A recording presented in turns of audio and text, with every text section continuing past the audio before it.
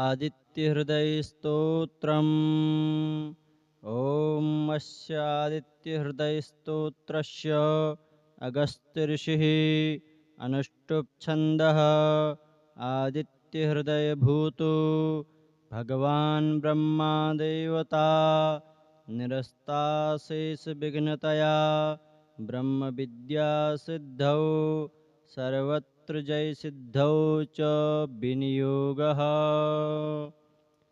ततो युद्धपरिश्रान्तं समरे चिन्तया स्थितं रावणं चाग्रतो दृष्ट्वा युद्धाय समुपस्थितं देवतैश्च समागम्य द्रष्टुमभ्यागतो रणम् उपगम्याब्रवीद्राममगस्त्यो भगवान् ऋषि राम राम महाबाहो शृणु गुह्यं सनातनम् येन सर्वानरीन् वत्स समरे विजयिष्यसि आदित्यहृदयं पुण्यं सर्वशत्रुविनाशनम् जयावहं जपै नित्यम् अक्षयं परमं शिवम् सर्वमङ्गलमाङ्गल्यं सर्वपापप्रणाशनम् चिन्ताशोकप्रशमन आयुर्वर्धनमुत्तमम् रश्मिरन्तं समुद्यन्तं देवासुरनमस्कृतं पूजयस्व विवस्वन्तं भास्करं भुवनेश्वरम् सर्वदेवात्मको येष तेजस्वी रश्मिभावनः ईश देवासुरगणा लोकान् पाति गवस्तिभिः एष ब्रह्मा च विष्णुश्च शिवः स्कन्दः प्रजापतिः महेन्द्रो धनदः कालो यमः सोमो यपाम्पतिः पितरो वसवः साध्या यश्विनौ मरुतो मनुः वायुर्वह्नि प्रजाप्राण ऋतुकर्ता प्रभाकरः आदित्यः सविता सूर्यः खगः पूषा गवस्तिमान् सुवर्णसदृशो भानुर्हिरण्यरेता दिवाकरः हरिदस्वः सहस्रार्चि सप्तसप्तिर्मरीचिमान् तिमिरोन्मथनः शम्भुस्त्वष्टां मार्तण्ड अंशुमान् हिरण्यगर्भः शिशिरस्तपनो भास्करो रविः अग्निगर्भोदिते पुत्रः शङ्खः शिशिरनाशनः व्योमनाथस्तमो भेदी ऋग्यजुः सामपारगः घनवृष्टिरपां मित्रो विन्द्यवीथि प्लवङ्गमः आतपे मण्डले मृत्यु पिङ्गलः सर्वतापनः कविर्विश्वो महातेजा रक्तः सर्वभवोद्भवः नक्षत्रग्रहताराणामधिपो विश्वभावनः तेजसामपि तेजस्वी द्वादशात्मन्नमोऽस्तु ते ज्योतिर्गणानां पतये दीनाधिपतये नमः जयाय जय भद्राय हर्यस्वाय नमो नमः नमो नमः सहस्रांशो आदित्याय नमो नमः नमो उग्राय वीराय शार्ङ्गाय नमो नमः नमः पद्मप्रबोधाय मार्तण्डाय नमो नमः ब्रह्मेशानाच्युतेशाय सूर्यायादित्यवर्चसे भास्वते सर्वभक्ष्याय रौद्राय वपुषे नमः तमोघनाय हिमघनाय शत्रुघ्नायामितात्मने कृतघ्नघ्नाय देवाय ज्योतिषां पतये नमः तप्तचामीकराभाय वह्नये विश्वकर्मणे नमस्तमोभिनिघ्नाय रुचये लोकसाक्षिणे नाशयत्येष वैभूतं तदेव सृजति प्रभुः पायत्येष तपत्येष वर्षत्येष गभस्तिभिः एष सुप्तेषु जागर्ति भूतेषु परिनिष्ठितः एष एवाग्निहोत्रं च फलं चैवाग्निहोत्रिणां वेदाश्च कृतवश्चैव कृतूनां फलमेव च सर्व एष रविप्रभुः एनमापत्सु कृच्छ्रेषु कान्तारेषु भयेषु च कीर्तयन् पुरुषः कश्चिन्नावसीदति राघव पूज्यश्वेनमेकाग्रो देवदेवं जगत्पतिम् एतत् त्रिगुणितं जप्त्वा युद्धेषु विजयिष्यसि अस्मिन् क्षणे महाबाहो रावणं त्वं वदिष्यसि एवमुक्त्वा तदागस्त्यो जगाम स यथागतम् एतच्छ्रुत्वा महातेजा नष्टशोको भवत्तदा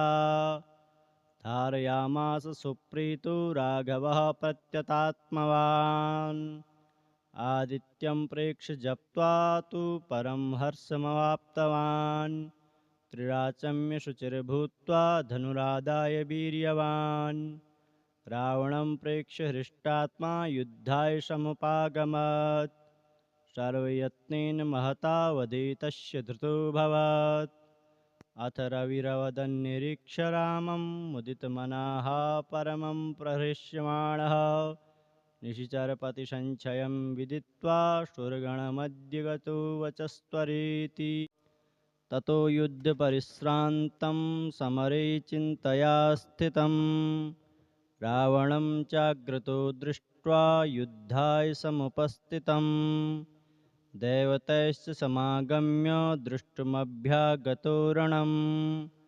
उपगम्याब्रवीद्राममगस्त्यो भगवान् ऋषि राम राम महाबाहो शृणु गुह्यं सनातनम् येन सर्वानरीन् वत्स समरे विजयिष्यसि आदित्यहृदयं पुण्यं सर्वशत्रुविनाशनम् जयावहं जपै नित्यम् अक्षयं परमं शिवम् सर्वमङ्गलमाङ्गल्यं सर्वपापप्रणाशनम् चिन्ताशोकप्रशमन आयुर्वर्धनमुत्तमम् रश्मिरन्तं समुद्यन्तं देवासुरनमस्कृतम् पूजयस्व विवस्वन्तं भास्करं भुवनेश्वरम् सर्वदेवात्मको येष तेजस्वी रश्मिभावनः एष देवासुरगणान् लोकान्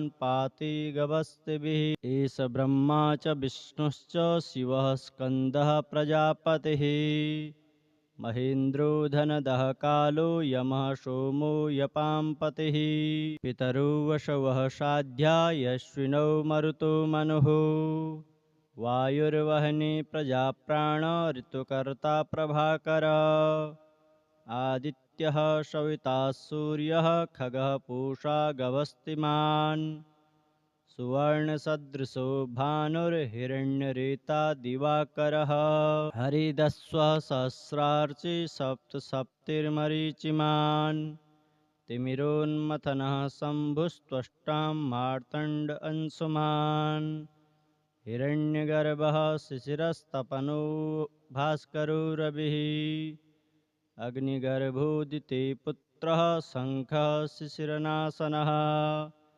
व्योमनाथस्तमो भेदी ऋग्यजुः सामपारगः घनवृष्टिरपां मित्रो विन्द्यवीथि प्लवङ्गमः आतपे मण्डले मृत्यु पिङ्गलः सर्वतापनः कविर्विश्वो महातेजा रक्तः सर्वभवोद्भवः नक्षत्रग्रहताराणामधिपो विश्वभावनः तेजसामपि तेजस्वी द्वादशात्मन्नमोऽस्तु ते ज्योतिर्गणानां पतये दीनाधिपतये नमः जयाय जय भद्राय हर्यस्वाय नमो नमः नमो नमः सहस्रांशो आदित्याय नमो नमः नमो उग्राय वीराय शार्ङ्गाय नमो नमः नमः पद्मप्रबोधाय मार्तण्डाय नमो नमः ब्रह्मेशानाच्युतेशाय सूर्यायादित्यवर्चसे भास्वते सर्वभक्ष्याय रौद्राय वपुषे नमः तमोघनाय हिमघनाय शत्रुघ्नायामितात्मने कृतघ्नघ्नाय देवाय ज्योतिषां पतये नमः। तप्तचामीकराभाय वह्नये विश्वकर्मणे नमस्तमोभिनिघ्नाय रुचये लोकसाक्षिणे। नाशयत्येष वैभूतं तदेव सृजति प्रभुः। पायत्येष तपत्येष वर्षत्येष गभस्तिभिः। एष सुप्तेषु जागर्ति भूतेषु परिनिष्ठितः। एष एवाग्निहोत्रं च फलं चैवाग्निहोत्रिणां।